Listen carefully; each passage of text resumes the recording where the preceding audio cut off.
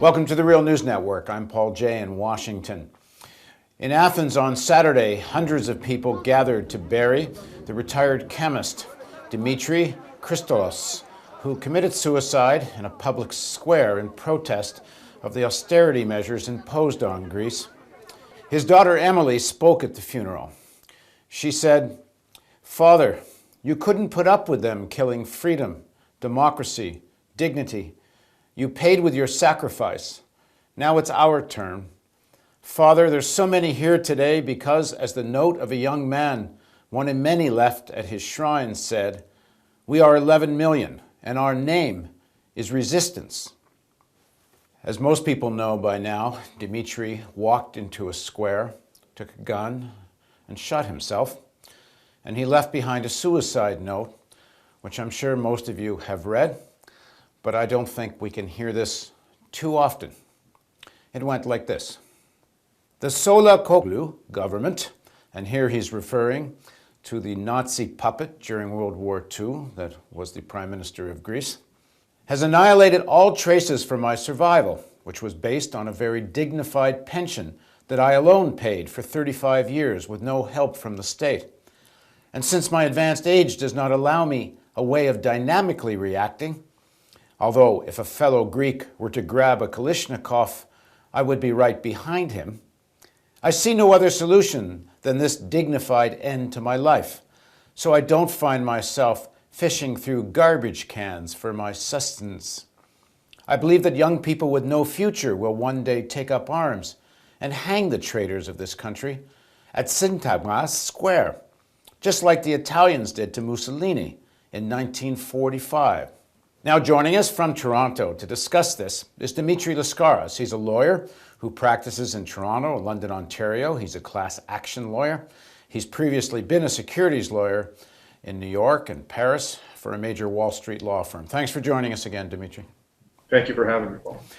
So, first of all, talk a bit about your reaction to this, to the funeral. What has this meant to you? I think my reaction has been similar to that of a lot of Greeks and hopefully non-Greeks as well, a mixture of anger, real powerful anger at the Greek leadership and the European leadership, but also a profound sense of sadness that things have come to this. There are two things about this gentleman's suicide which really hit home for me, and that is, and I'm sure that this is not true only of Greek society, it's true of other cultures as well, but in Greek society, there's always been a very powerful ethos of the family, and it would be a very unusual situation that you would see an elderly member of the family reduced to this, even in very trying economic circumstances, such as Greece is now confronted by. And the fact that this man felt that he was on the verge of being homeless, having to scrape through garbage in order to survive, notwithstanding sort of that powerful aspect of Greek culture, I think is really striking to those of us who grew up in that ethos of a family that sort of is the center of our universe. But moreover, taking it to sort of the broader social context, Greece for the longest time had the lowest suicide rate in Europe. And the official figures, and I emphasize the official figures now, reveal that there has been a doubling of the suicide rate within a very short period of time. Of course, the people who are cramming austerity down the throats of the Greek people, the government in Athens, they have a powerful incentive to, I think, downplay the extent to which there's been a deterioration in the quality of life in Greece. And so there certainly has to be a significant degree of doubt surrounding these official figures. But even if you take them at face value, a doubling of the suicide rate, and this is really, I think, a powerful indictment of the people who are currently running the country. And we owe it to Mr. Christoulas to take a very hard look at their record and who they are and what their agenda is. The gentleman that committed suicide, he essentially calls for armed struggle. I guess he's old school. He may have been someone that was involved with the partisans. I'm not sure if he's that old, but... he was 77 years old. He undoubtedly knew a thing or two about the trials and tribulations that Greece experienced in the Second World War. And he would have lived under the dictatorship of the generals. Yes, at a very young age. as my parents did, and they have some very stark memories of that period, including, resistance fighters being marched off to the square in their village and punished capitally, and in some cases where the German government was not able to identify those who had committed acts of resistance, they just randomly chose villagers and had them executed publicly before the entire village, and everybody was forced to watch. So it was a very traumatic period for Greece, as it was for many other countries, undoubtedly. But for this gentleman to compare the current regime to the Tsolakoğlu regime of the Second World War is, as I say, a very powerful indictment of the current regime.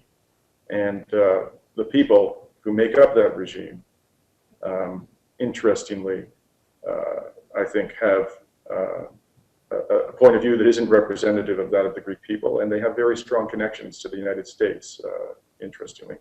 The top of the list, of course, is Lucas Papadimos, the current prime minister. Papadimos was educated at MIT. He spent about 10 years there. Then he taught economics at Columbia University for a period of 9 years. He served as he served for a time at the Federal Reserve Bank of Boston. Then he joined subsequently the ECB, rising to the level of deputy governor, where he served until 2010.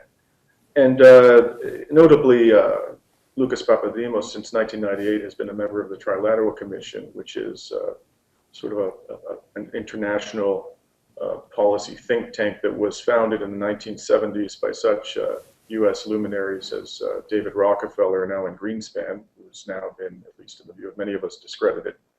And as Noam Chomsky has pointed out on several occasions, this organization, the Trilateral Commission, has at times expressed concern with the extent of democracy in the world. In other words, there's been suggestion by that outfit at times that there's been too much democracy. So this is the background from which Papadimos comes. And one other notable aspect of his background is that while he was governor of the Bank of Greece, he played a very instrumental role in the adoption of the euro by Greece and the abandonment of the drachma, which in the 90s was its national currency. So he has unquestionably a vested interest in seeing Greece continue to participate in the euro, because were it to withdraw and were his government to acknowledge what is now plain to the entire world, that the euro has been an unmitigated catastrophe for Greece, that would be quite an embarrassment to him and to the objective to which he devoted so much. What did you make of the comparison between Papademos and the Nazi puppet? Well, undoubtedly, in the view of Mr. Well, I can't say for sure, but I suspect that Mr. Christoulas, like many other Greeks, yours truly included, views Mr. Papadimos as having been installed in power by the European elite, and principally by the government in Berlin. And his objective, what they wanted, was someone who was going to keep Greece in the euro at all costs, not for the benefit of Greeks, but for the benefit of European banks. They feared the consequences of the withdrawal of a country from the euro. And they wanted, of course, in my view, to make an example of Greece by imposing upon it, in exchange for the tidbits they have thrown their way, a very brutal austerity. And Mr. Papadimos appears to have been only too willing to oblige the government in Berlin. And so Mr. Christoulas, and I think a very large portion of the Greek population, view him as being, in effect, a puppet of Angela Merkel and others in Brussels. When is there an election where Papademos has to actually test all of this? Well, it was supposed to be in February. That was delayed. It is now scheduled to occur in May. And I'm speculating here, admittedly, but I have serious doubts about whether those elections will go forward. And I suspect that if the powers that be in Brussels and Berlin feel that they're going the wrong way, some pretext will be concocted in order for further delays to be endured by the Greek people. The way things are heading presently, I don't think the powers that be in Brussels and Berlin can have a great deal of confidence in the outcome that'll be one that they like. And what the suicide had sparked immediate reaction, but do you think it's going to be one of these triggering events as the suicide in Tunisia was?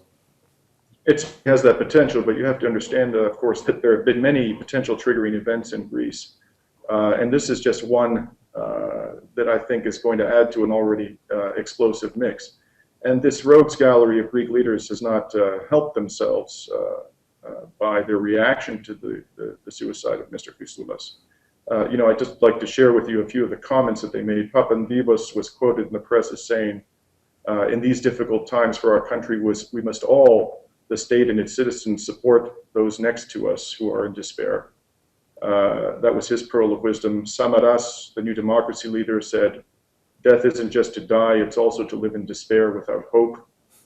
Venizelos said that, quote, this is so shocking that any political comment would be mistargeted and cheap. And Karatsaferis came as close to anybody, interestingly, to assuming some responsibility, though he didn't do it directly by any stretch of the imagination. He said, this is not just a person that killed himself.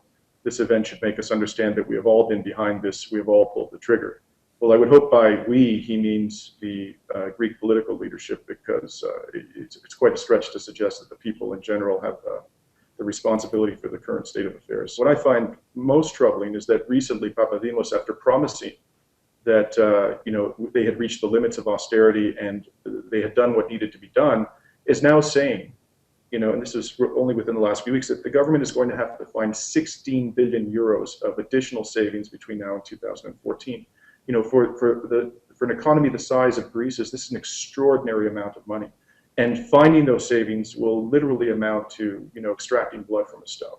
And of course, they'll be going on their privatization binge as banks and European elite pick the bones of the Greek economy.